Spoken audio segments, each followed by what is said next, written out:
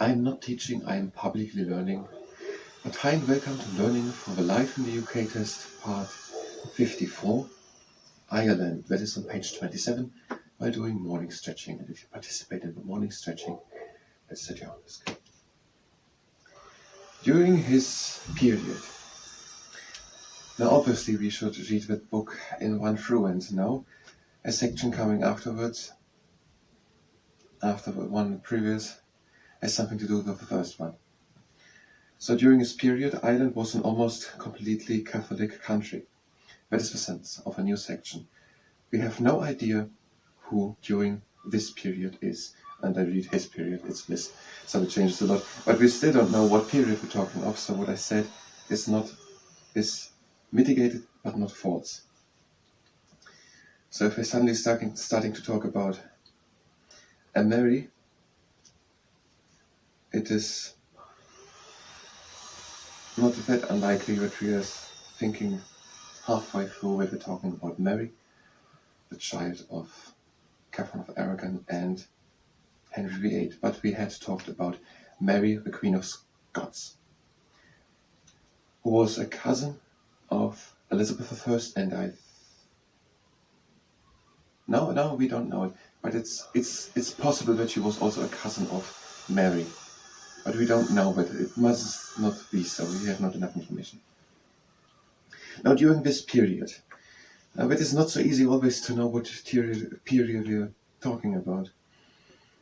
They don't write that much dates, so we are not longer talking about the Elizabethan period.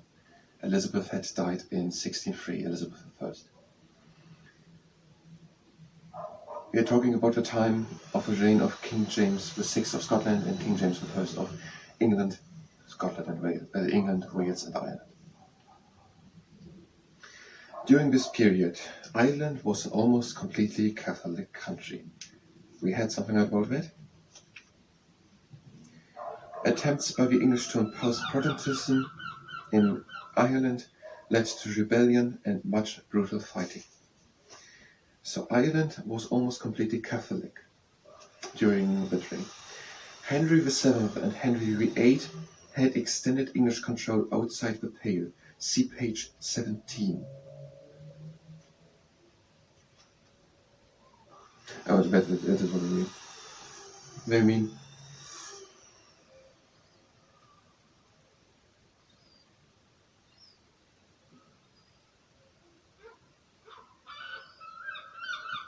at the beginning of the Middle Ages, Ireland was an independent country. The English first went to Ireland as troops to help the Irish kings remained to build their own settlements.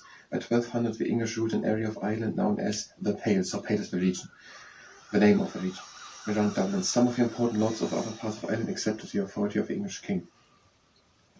Henry VII and Henry VIII had extended English control outside the Pale and had established English authority over the whole country. So now the English authority was over the whole country of Ireland during Henry VII and Henry VIII. Let's start with the morning stretching after we're going shortly about quotes of William Shakespeare. Now, and once more onto the breaches, that is out of Henry V. And we have To Be or Not to Be out of Hamlet, and we have All World's a Stage out of As You Like It, and we have A Rose Upon One's Other Name, something like that, out of Romeo and Juliet, and we have A Summer Buds of May out of Sonnet 18. Should I compare it to A Summer's Day? A Rose by Any Other Name. Now, I haven't looked the names up, but I had an idea to A Rose by Any Other Name, by any other name. Okay, I mixed it up. I thought A Rose on Any Other Name, and there I had the interpretation that it meant to lay a rose onto another gravestone, on the name inscribed onto a monument, onto a gravestone. But it's A Rose by Any Other Name.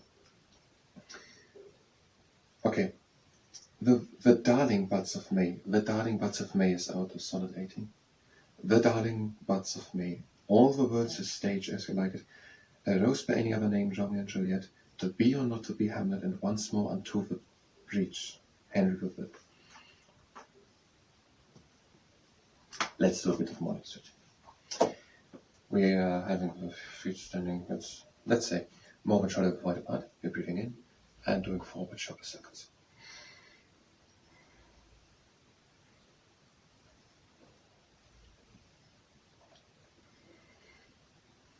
And the last time. And out backwards. And the last round. And now we're lifting the shoulders up. We're breathing in. And out. And breathe again in. And out. Again in. And out. Again in. And out. Again in. And out. The last time. In. And out. Now one more exercise. Legs standing like that. We're breathing in and lifting the arms up. And now we're just breathing normally in and out, and we're pretending to reach high, and maybe we're imagining the plug elbows.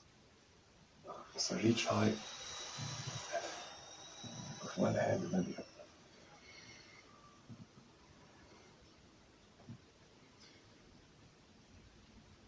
And the last two times. So, at the beginning of the Middle Ages, by around 467, Ireland was an independent country. Then, sometime later, the English troops helped the Irish king and stayed in a region called Pale in Ireland. The region had got smaller after the Black Death, and many people died in that region.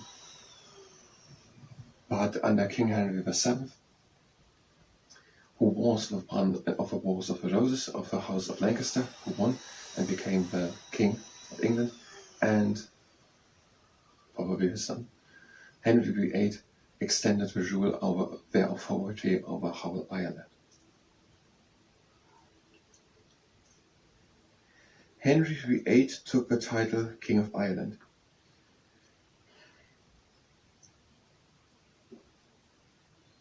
What does it mean he took the title? He had the title King of Ireland. English laws were introduced and local leaders were expected to follow the instructions of the Lord Lieutenants in Dublin.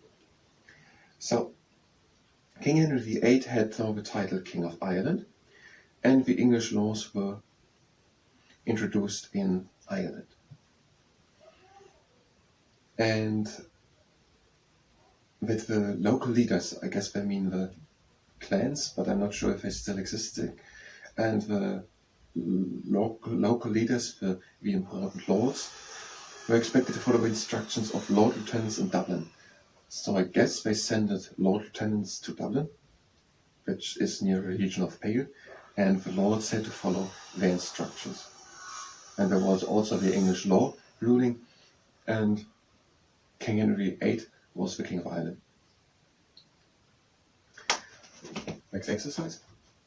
We have the legs standing wide apart. We're breathing in and lifting the arms up. And we're breathing out and shifting over to one side. And breathe in, come back into the middle. And out over to the other side. And breathe in into the middle. And out over to the other side. And breathe in into the middle. And out over to the other side. Again into the middle. And out, we're going down into squat, to half squat. We're breathing in. And out, we're bringing one shoulder in front. And again in. And out the upper shoulder in front. And again in. And out the shoulder in front. Again in. Out the upper shoulder in front. Breathing in and doing that one more time. Out the shoulder in front. And breathing in. And the other shoulder. middle. And out we're going down. And breathe in and go over to one leg. And out over to the other one. And breathe in into the middle. And out we're coming up with a round back and jump with the back with shoulder shrug. Now we're having the legs standing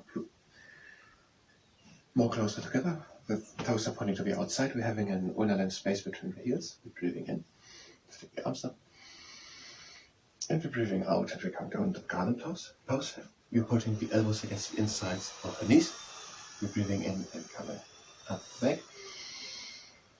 And out we're going with the back up. And we're breathing in.